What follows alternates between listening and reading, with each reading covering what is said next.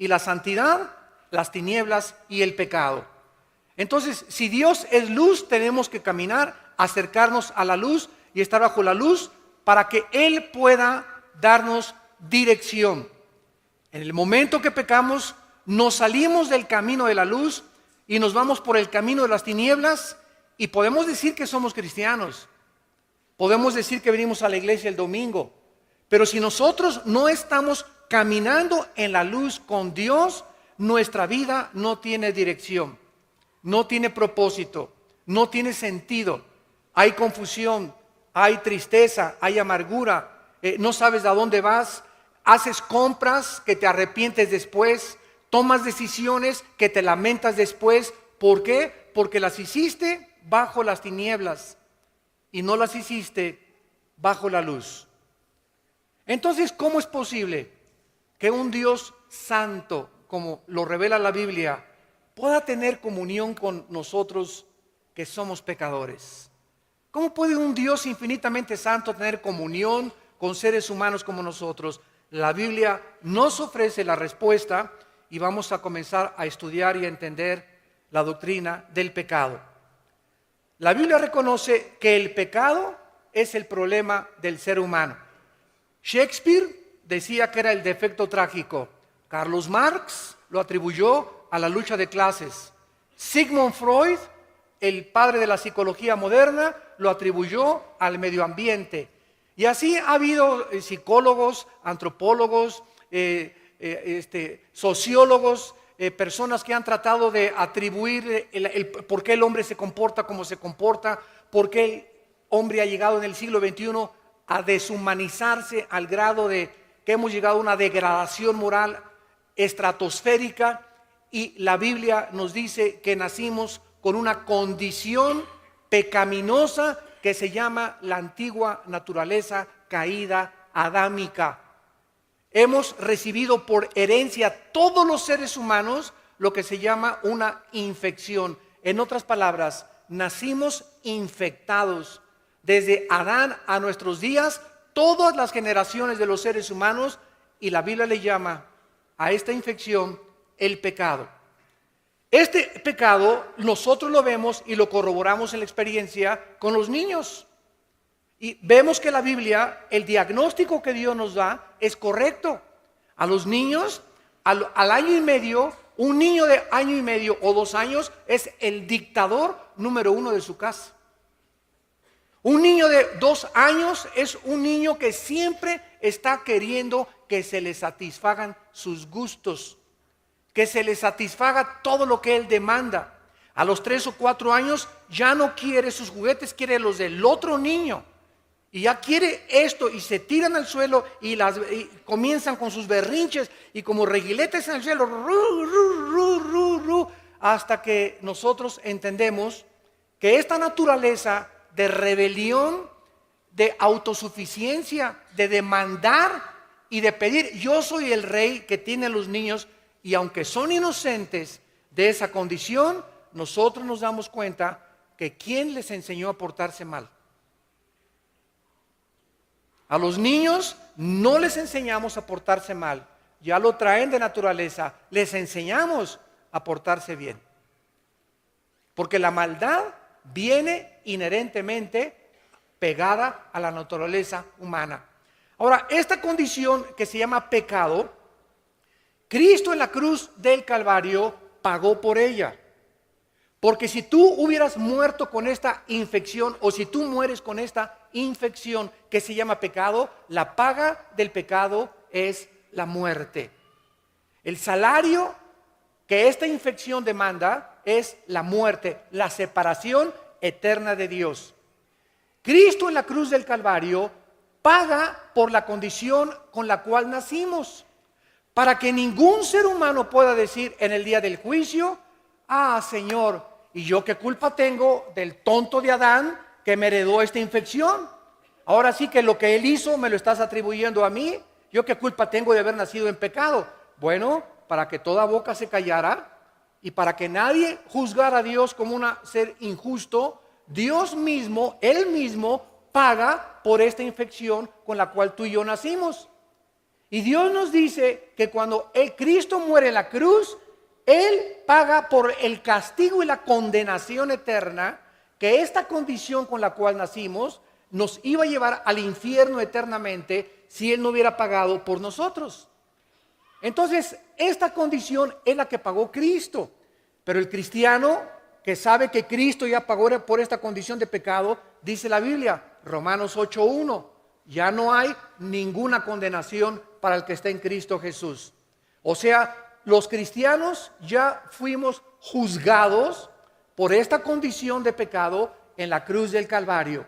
Dice Juan 5:24, porque cualquiera que oye mi palabra y crea al que me envió, no vendrá a condenación. Esta palabra griega es krino, que significa juicio. El cristiano al morir ya no va al infierno, porque ya alguien pagó en la cruz por la condición con la que yo nací.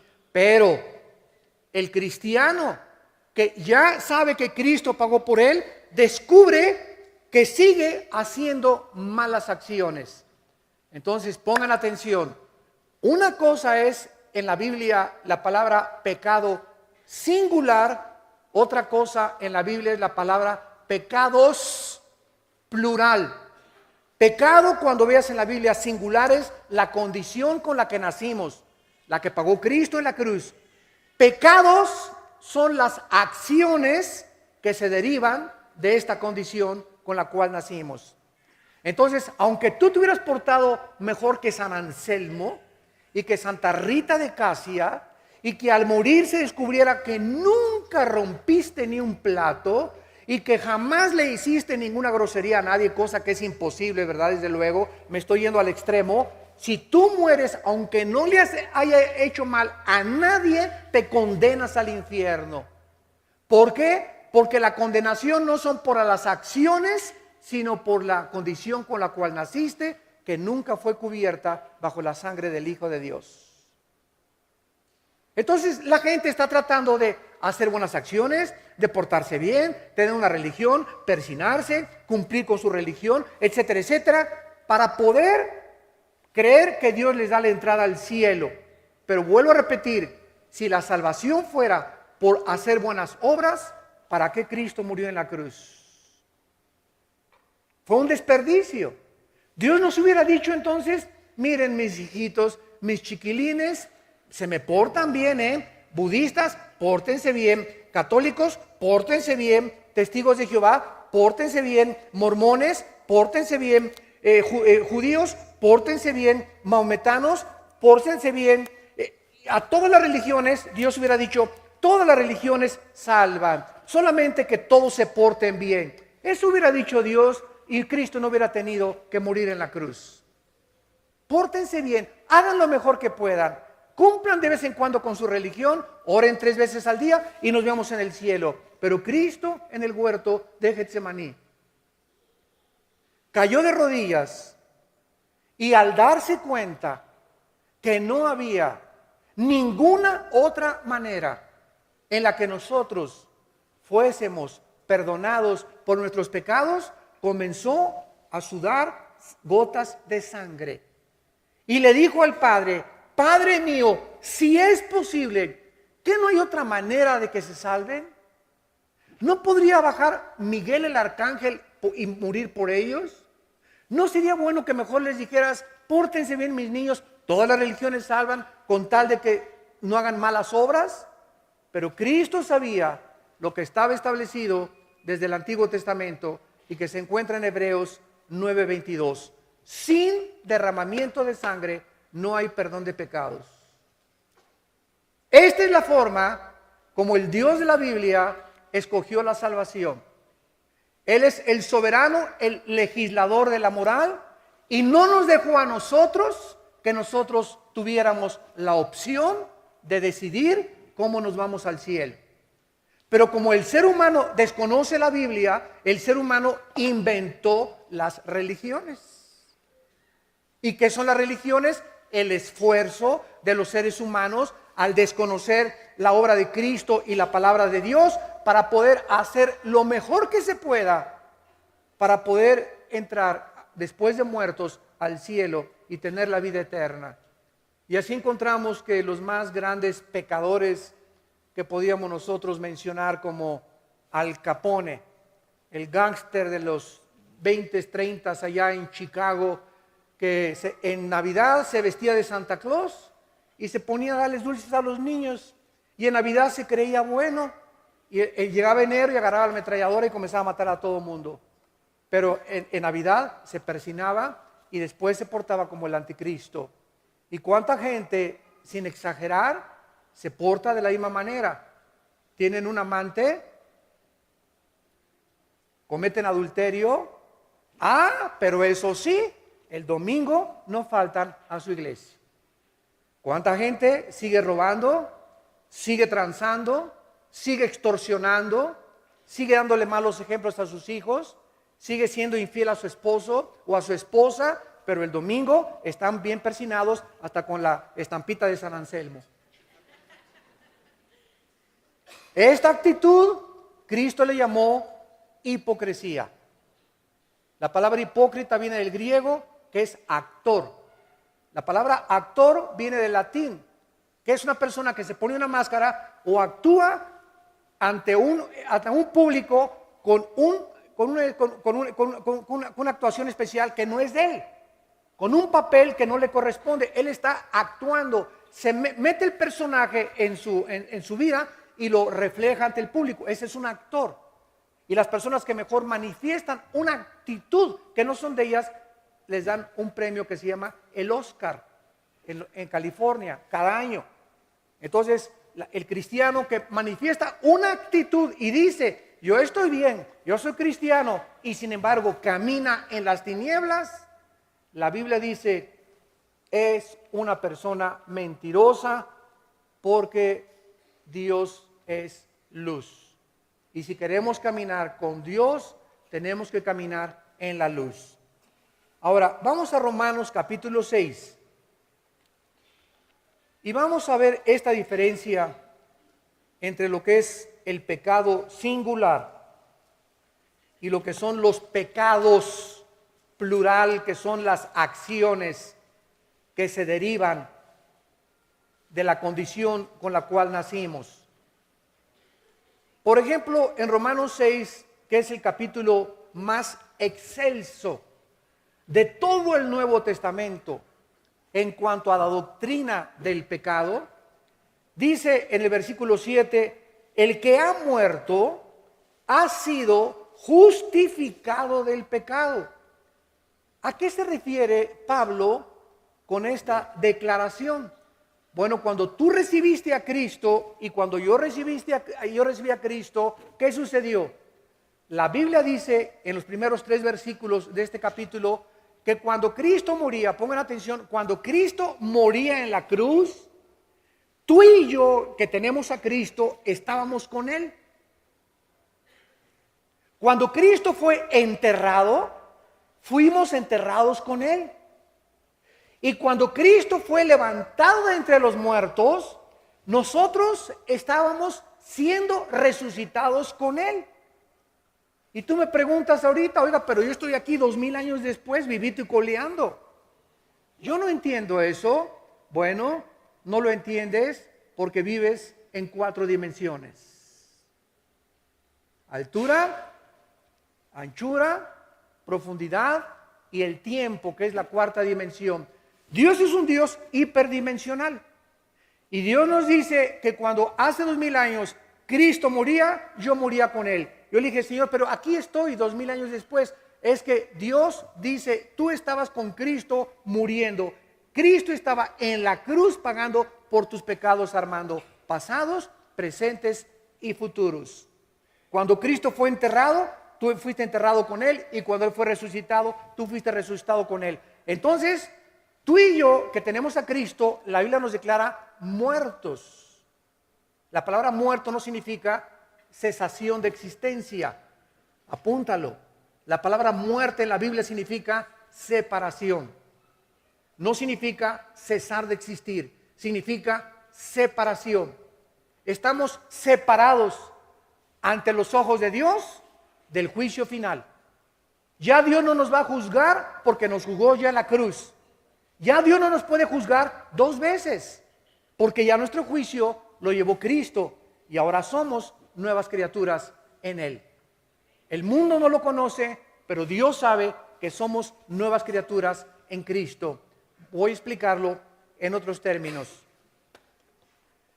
Viene ante la silla eléctrica el pitirijas, tijas, cuijas. Y aquí está el juez. Mire, señor Pitirijas, la sentencia contra usted es la pena capital por estos delitos. Y el juez toma su expediente: asesino en serie, mató, violó, fue pederasta, fue todos los crímenes que tú puedas atribuirle a esta persona. Esto es lo que dice el expediente y el juez, el jurado, dicta que el Pitirijas es culpable. Entonces el Pitirijas lo sientan en la silla eléctrica y se ejecuta la sentencia de la pena de muerte sobre el Pitirijas. En ese momento el Pitirijas lo tienen que enterrar porque ya se murió. Si el Pitirijas resucitara y se le apareciera al juez, el juez que lo sentenció, en el momento en que el Pitirijas murió, el juez destruyó su expediente. El juez ya no tiene ningún expediente contra él porque ya se ejecutó la sentencia. ¿Me van siguiendo? Entonces, cuando nosotros resucitamos con Cristo, dicen Colosenses 2, 14 al 16, que el acta de los decretos, el expediente que tú tenías, borracho, parrandero y jugador, y aunque no hubieras hecho absolutamente nada, en Cristo Jesús fue clavado mi expediente. Y cuando Cristo murió en la cruz, se dictó la sentencia contra mí y contra ti. Y cuando Cristo resucitó, resucitamos para una nueva vida. Y en ese momento, Dios agarra nuestro expediente y lo rompe. No existe ya ningún cargo, ninguna acusación, ninguna condenación contra tu vida ni contra mi vida. Porque Cristo lo pagó todo. Absolutamente todo. Y ya no tengo que acordarme de lo que hice hace 5 años, de lo que hice hace 10 años, de lo que hice antes de que fuera cristiano, los 10 abortos que tuviste, mataste a 30 personas. No importa que tus pecados hayan sido tan negros como el carbón, la sangre de Cristo los limpió eternamente.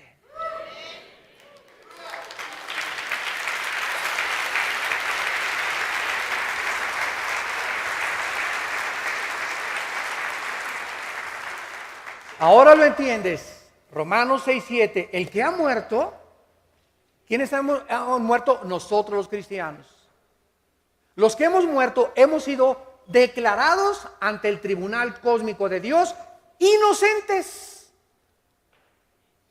La palabra justificación significa como si nunca hubieras pecado.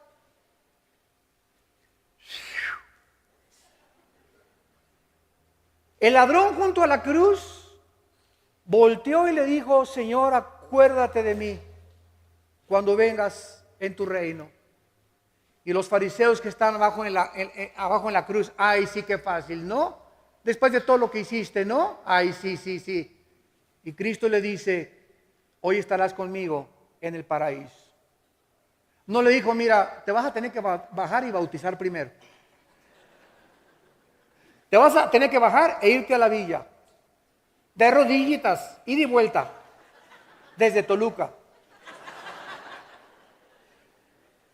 Vas a tener que hacer 3 o 4 asilos, vas a tener que cumplir 5 orfanatorios.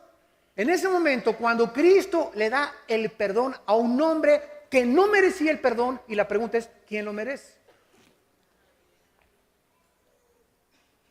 ¿Quién de nosotros se atreve a levantar este dedo y decirle a alguien: tú eres más pecador que yo? Cuidado de ser un fariseo, porque fue lo que hicieron los fariseos en los tiempos de Cristo. Agarraron a una mujer ven para acá, de las greñas, venga para acá, ahí échese.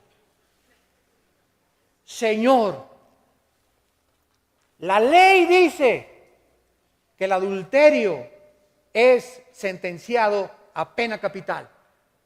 ¿Tú qué dices? Y la pregunta es, ¿y el fulano con el que estaba?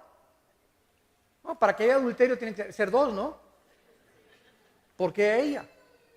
El machismo todavía que existía en el Medio Oriente y que existe todavía. A él no le hicieron nada, ¿verdad? Se fue hasta Acapulco de vacaciones. La ley dice que la muerte es a pedradas por adulterio.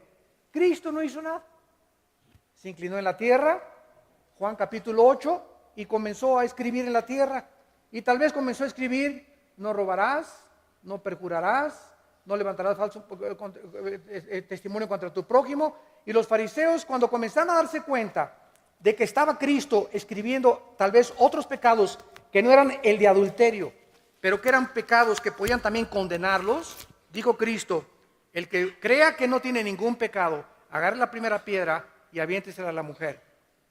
Y dice la Biblia que acusándolos su conciencia, uno por uno, desde el más pequeño hasta el más grande, se retiraron y no se atrevieron a matarla a pedradas. Y eso es lo que nos dice Dios a través de los siglos: el que esté libre de pecado sea capaz de arrojar la primera piedra.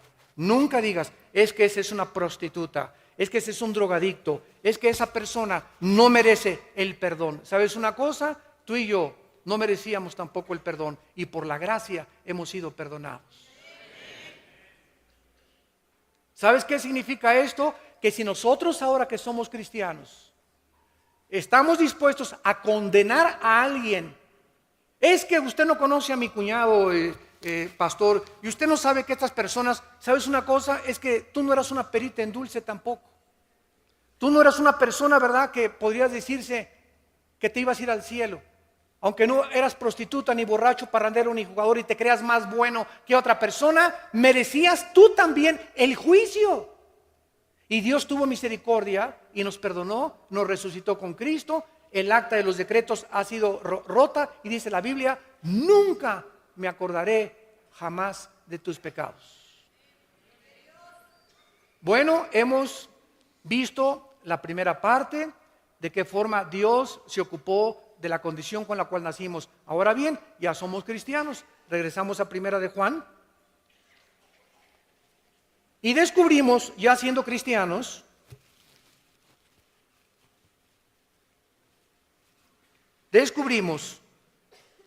que seguimos pecando, ¿no es verdad?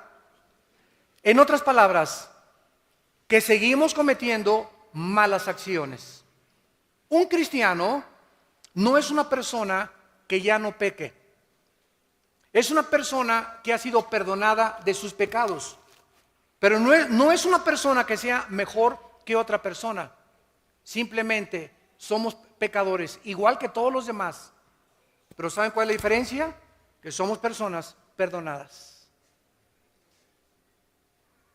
Yo no soy mejor que mi cuñado que no es cristiano, que mi cuñada que no es cristiano, que mi tío que no es cristiano. Yo no soy mejor que ninguna persona y jamás me atrevería a decir que soy mejor. Simplemente soy un pecador igual que ellos, pero la diferencia es que ellos no han sido perdonados y yo recibí el perdón de mis pecados.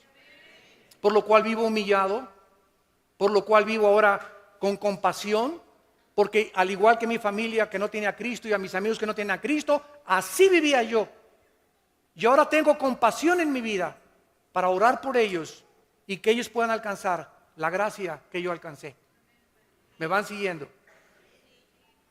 Dice la Biblia en Primera de Juan, capítulo 1, en nuestro pasaje, versículo 6, si decimos que tenemos comunión con Él y andamos en tinieblas, mentimos y no practicamos la verdad.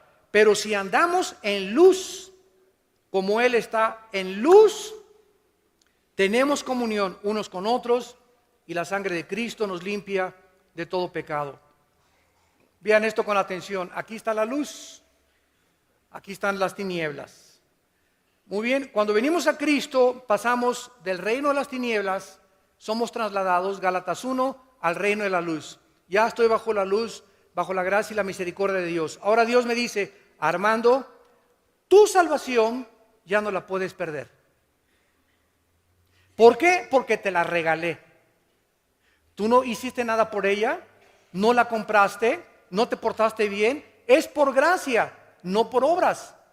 Pero ahora, si tú pecas, te vas a salir de la luz y vas a regresar a las tinieblas. No vas a dejar de ser cristiano, pero puedes regresar a las tinieblas, y cuando estés en las tinieblas, cuando en tu vida haya pecado no confesado, el primer síntoma es que no te vas a poder relacionar ya con tus hermanos. Porque solamente estando en la luz podemos tener comunión. Si tú no te llevas con alguien, es porque tú estás en la luz y esa persona no está en la luz. Si tú eres una muchacha que estás guardando tu virginidad y tienes amigas que se acuestan con su novio, no te vas a poder llevar con ellas porque te van a perseguir, te van a criticar, se van a burlar de ti. Si tú eres un hombre que no te emborrachas con tus amigos o con tu familiar, te van a ver como bicho raro. ¿Por qué? Porque están en las tinieblas y tú estás en la luz. No hay nada común de comunión entre una persona que vive en pecado y una persona que vive en la luz. Solamente cuando vivimos en la luz podemos comunicarnos, tener compañerismo unos con otros, porque pensamos lo mismo, hacemos lo mismo, nuestras metas son las mismas porque estamos bajo la luz. Por eso no te puedes casar con una muchacha que vive en tinieblas. Fíjate, tú estás en la luz y nos casamos. Véngase para acá, mi nena. Y aquí está. Y se pone en terreno neutral. No hay terreno neutral. La persona que está en la luz dice: véngase, mi nena, para acá, la voy a convertir. No es cierto. Hasta que se convierta te casas. Se va a convertir cuando ya estemos casados. En la luna de miel le voy a hablar del Señor y le voy a cantar el cantar de los cantares, ¿verdad? Y nada de esto son puras suposiciones y especulaciones. No es verdad, no es verdad. Estás mintiendo, te estás engañando, porque el pecado engaña. El momento que una persona se casa con una persona que no es cristiana, te sales de la luz porque te sales de la obediencia. Dios dice en 2 Corintios 6, 14, no te unas en yugo desigual con los incrédulos. Y si tú lo haces, ¿qué estás haciendo? ¿Qué es el pecado? Desobedecer a Dios. No me interesa lo que tú dices. Véngase para acá, mi nena, nos cansamos y tú pasas de la luz a las tinieblas. Y lo más seguro es que ella o que él te arrastre a el mundo de las tinieblas.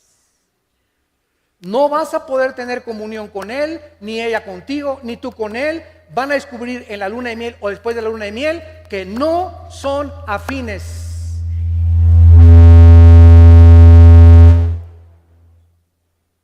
Que no pueden caminar juntos porque no están de acuerdo. Y el que es cristiano sufre 5 veces más porque sabe que es cristiano y porque sabe que cometió pecado. Y ahora, ¿cómo le hago para jalármela? O para jalarlo. Y ahí pagas años de lágrimas y de sufrimiento por haber desobedecido los mandamientos de Dios. ¿Qué comunión hay entre la luz y las tinieblas? Ninguna. Por eso me acuerdo cuando nos acabamos de convertir nosotros y íbamos a la casa de nuestra familia a pasar la Navidad, y la mayor parte de nuestra familia no eran cristianos y todos con el tequila y borrachos y por acá y groserías, y te comienzas a sentir mal en ese medio ambiente. Te sientes mal. ¿Por qué? Porque ya tu naturaleza es santa. No es que seamos mejores, simplemente nos sentimos que ofendemos a la persona que traemos dentro, que es a Jesús. Entonces, ya sabes que vengo a darle el regalo de Navidad y ahí nos vemos 15 minutos, pero no podemos seguir ahí por el ambiente tan degradado a lo cual llega la gente que no tiene a Cristo. Y esta es la razón por la cual ellos, dice la Biblia, nos van a perseguir, nos van a odiar tu familia, tus amigos, tus compañeros de oficina, porque ellos quieren que tú hagas lo que ellos hacen. Y la gente no soporta que nadie sea diferente a ellos. Quieren que seas como ellos, Juan Charrasqueado. Vean el segundo principio en el versículo 7. Ya vimos, si andamos en luz, como Él está en luz, tenemos comunión. La comunión es bajo la luz. No hay otra forma de tener comunión más que bajo la luz. Hermano, pero mi esposa, los dos somos cristianos y ella anda mal. Por eso los pleitos y todo, porque ella anda mal. Ahora tú no la vas a cambiar. Ora por ella, síguela amando. Déjasela a Dios. Hermano, mi esposo es cristiano, pero él anda mal. Precisamente porque anda mal, ya no hay comunión entre ustedes. Ya hay chispas y no se arreglan los problemas y rencores y odios y gritos y sombrerazos en el hogar, a pesar de que son un matrimonio cristiano. La esposa se da cuenta que él está mal, a sombrerazos no lo vas a cambiar. Híncate, síguelo amando a tu esposo y ora por él. Esta es la forma en la que nosotros traemos al que se ha bajado del barco para volverlo a subir al barco otra vez, mandándole el salvavidas de la gracia de Dios, orando por su alma y diciéndole: Señor, ten misericordia de mi esposo. Yo lo sigo amando, yo la sigo amando, pero tú eres el único que lo puedes cambiar o que la puedes cambiar. A menos que haya adulterio, ¿verdad? Que es la única justificación y abandono de hogar para que haya divorcio. Dice el versículo 7 que cuando andamos en luz, como Dios es luz, tenemos comunión, y vean esto con lupa y con microscopio. Y la sangre de Jesucristo, su Hijo, nos limpia de todo pecado. Vean esto con cuidado. Aquí está la luz, aquí está Dios. Aquí están las personas en tinieblas. La sangre de Cristo tiene efectividad bajo la luz,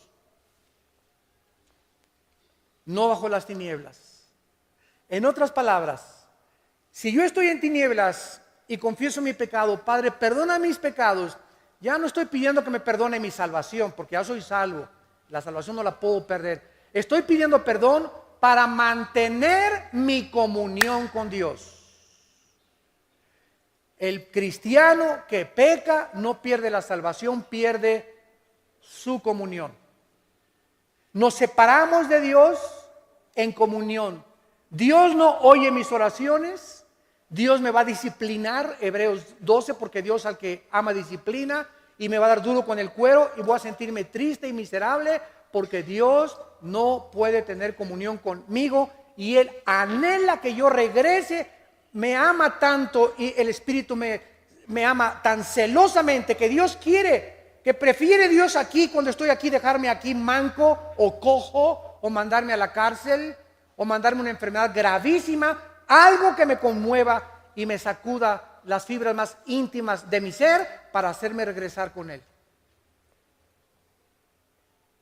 Hace mucho tiempo había una ovejita en un corral que se brincaba cada semana las trancas. Y el pastor, a la tercera vez que la oveja se brincó las trancas, le cayó gorda ya. Y dijo: ¿sabes una cosa? Esta oveja no va a entender. Entonces, en la cuarta vez que la oveja se brincó las trancas, el pastor fue y le rompió una pata a la oveja.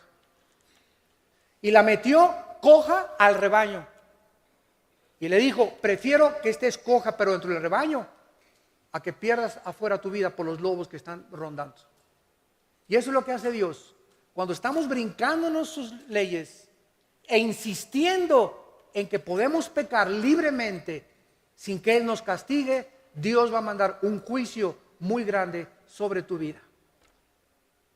Y prefiere Dios, te repito, mandarte al hospital, que te secuestren, que te roben, que te pierdas la cabeza, lo que sea, con tal de que tú regreses al rebaño. Dice la Biblia en el Salmo 32, te haré entender y te enseñaré el camino en que debes andar. En 1 Corintios 11, del 32 en adelante, los corintios insistieron en pecar, ya siendo cristianos.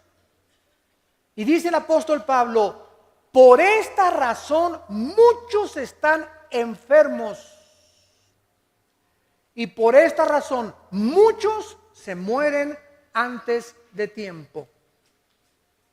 Dios comenzó a juzgar la iglesia de Corinto, mandando enfermedades Dios y permitiendo que el diablo los enfermara y que muchos se murieran antes de tiempo. ¿Por qué? Porque no discernían el cuerpo en la cena del Señor y no querían santificarse ni confesar sus pecados. Entonces, si yo estoy aquí en tinieblas y estoy pecando, no le puedo decir, padre, bueno, soy adúltero, ¿verdad? Y me fui con mi secretaria. ¿Me perdonas, Diosito? Tú sabes que sí hay perdón, ¿verdad? Pero ¿sabes una cosa? El perdón es hasta que estás en la luz. Porque si estás aquí, me perdonas, pero ¿me la dejas seguir teniendo de secretaria? Te pido perdón por la pornografía, Señor, pero en el momento en el que tú le pides perdón aquí en las tinieblas, Padre, he pecado, he hecho lo malo ante ti, he adulterado, tengo pornografía, me he emborrachado, lo que haya sido, hasta que Dios vea que tú tomas un paso de acción. Señorita, por favor, aquí está su liquidación. Mi esposa yo no la quiere aquí de secretaria. Vas con la pornografía hoy mismo en la noche a tu casa, rompes esos videos, los sacas de la llanta de refacción que los tienes escondidos ahí en tu coche y los quemas, y cuando Dios ve que damos el paso del arrepentimiento, inmediatamente el arrepentimiento sincero nos lleva otra vez a la luz, y ahí la sangre de Cristo nos vuelve a lavar de todo pecado. Es en la luz donde la sangre tiene efectividad.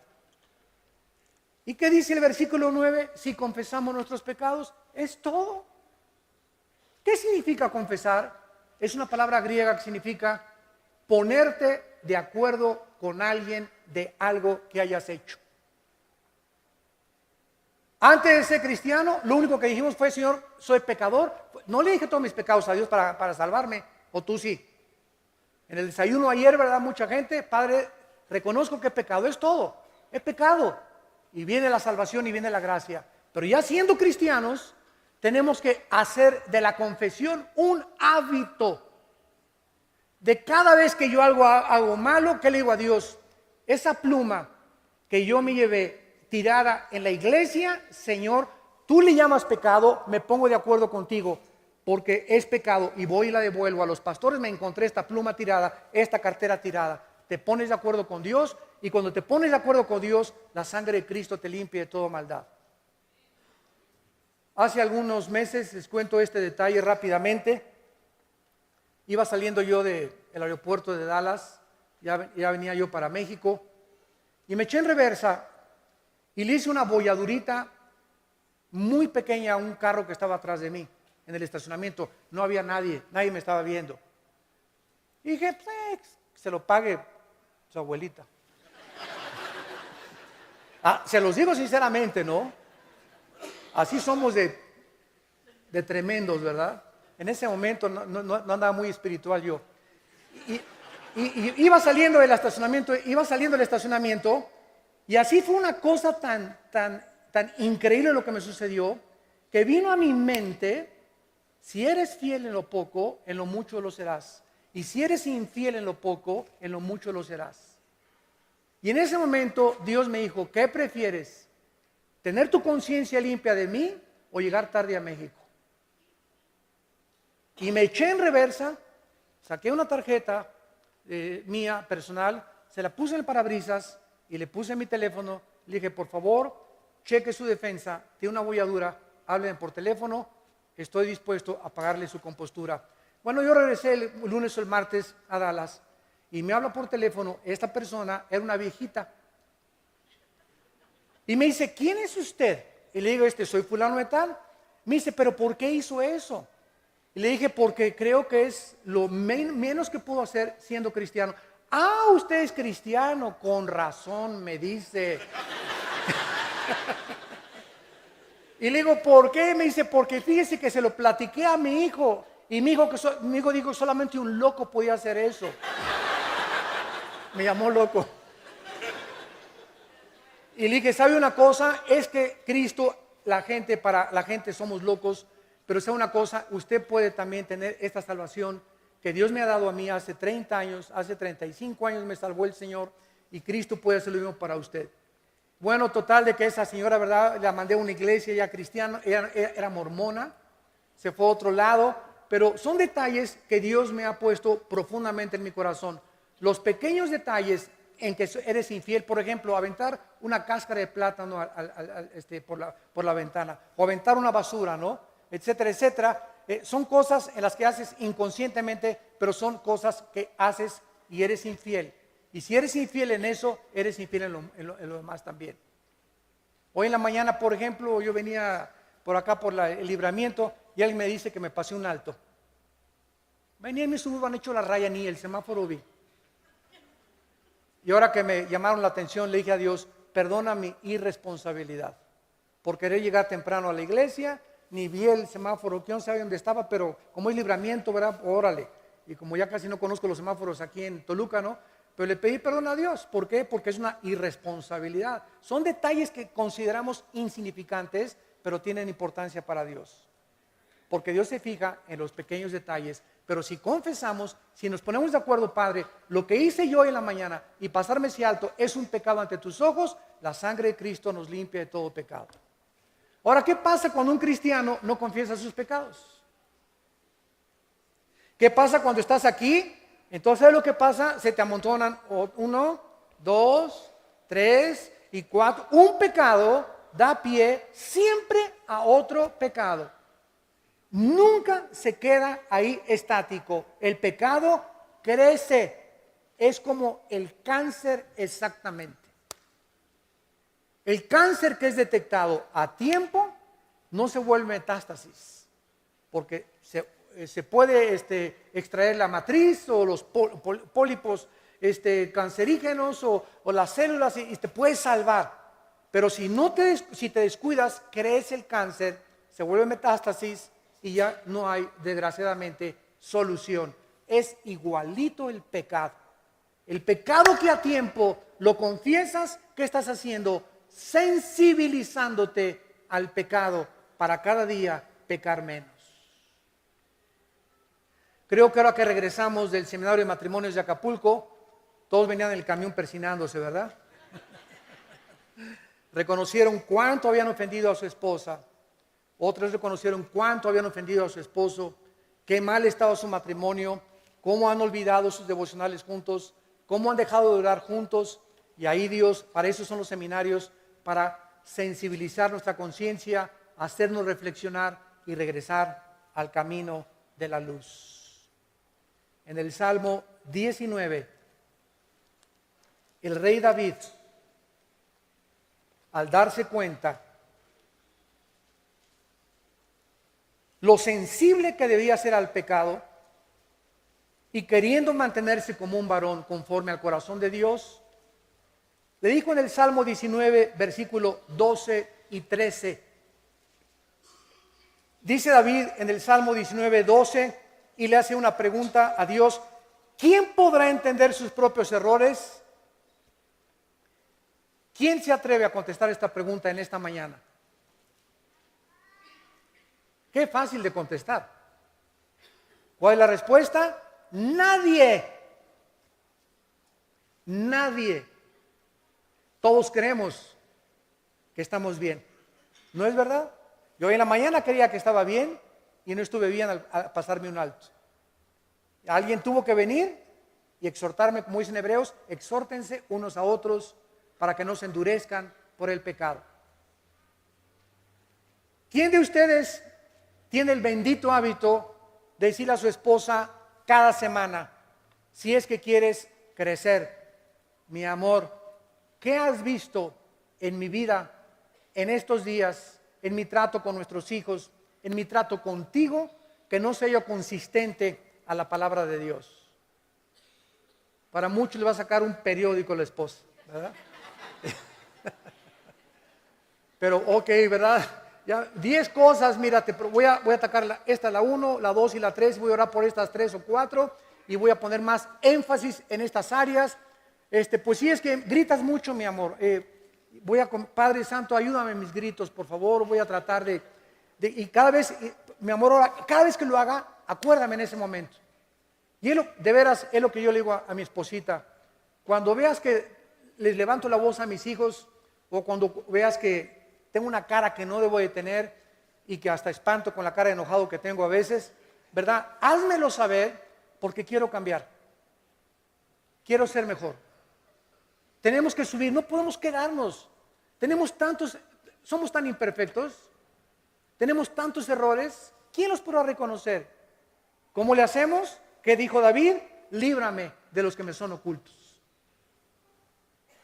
Estas cosas que nosotros no vemos, nuestra esposa ve, tu esposo ve, nuestros hijos ven, tus papás lo ven.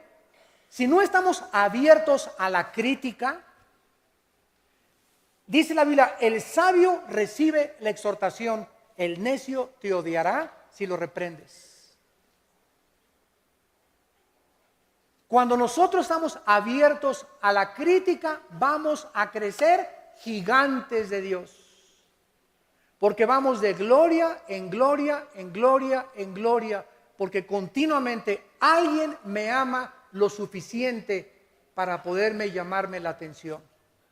Para decirme, estás mal en esto, estás mal en aquello, pero cuando digas, ay, pues ya no sirve para nada, y pura crítica, etcétera, etcétera, te comienza a ser chaparrito y chaparrito y chaparrito, porque dice Dios, ya no te voy a mandar a nadie. La persona que te mandé era como un desatornillador que te estaba tratando de apretar porque estabas aflojándote, y si no te gusta que te aprieten, ya no te mando a nadie que te aprieten. Sigue viviendo en pecado y sigue estancándote y dando vueltas en el desierto, y nunca vas a entrar a la tierra de Canaán. Nunca vas a entrar a las bendiciones de Dios, porque eres demasiado orgulloso, eres demasiada orgullosa para que te llamen la atención. Y cuando somos así, Dios nos dice, mi espíritu no contenderá para siempre contra tu espíritu. Haz lo que te dé la gana, no te vuelvo a llamar la atención, ni vuelvo a llamar a nadie que te exhorte, porque Dios quiere que nosotros crezcamos más y más. Dice David, líbrame de los que son ocultos. David estaba consciente que había cosas escondidas que él no sabía. Y dice el versículo 13, preserva también, y es lo que más temor tenía David. O sea, por favor, líbrame principalmente de las soberbias. De las soberbias. De ese orgullo que aún está latente y potencialmente dormido dentro de todos nosotros, aún los cristianos. ¿Qué es el orgullo? Es precisamente, ¿cómo se manifiesta? Cuando te enojas, cuando te llama la atención. Las personas más orgullosas son las que les dices algo y no te hablan en 3 semanas. Hasta en 6 meses. Porque tienen un orgullo de la Torre de Babel. No soportan que alguien les diga, estás mal. ¿Y no te has visto tú? Te contestan. ¿La cara de sapo que tienes? No sé, ¿sabes qué, mijita? Ya no te vuelvo a decir nada, ¿verdad?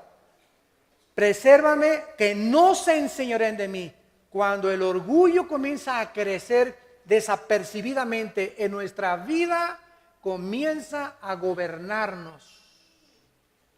Y nos convertimos, escúchenme, para terminar, en orgullosamente humildes. Orgullosamente humildes. Porque nos creemos humildes orgullosamente. Estoy orgulloso de mi humildad.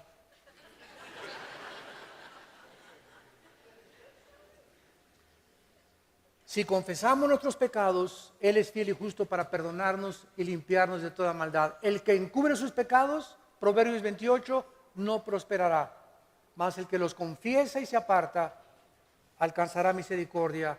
¿No quisieran muchos de ustedes en esta mañana, en la que la Biblia, a través del Espíritu Santo, los ha ido convenciendo a cada uno de ustedes y a mí también, de nuestros pecados, de nuestros errores, de nuestras imperfecciones?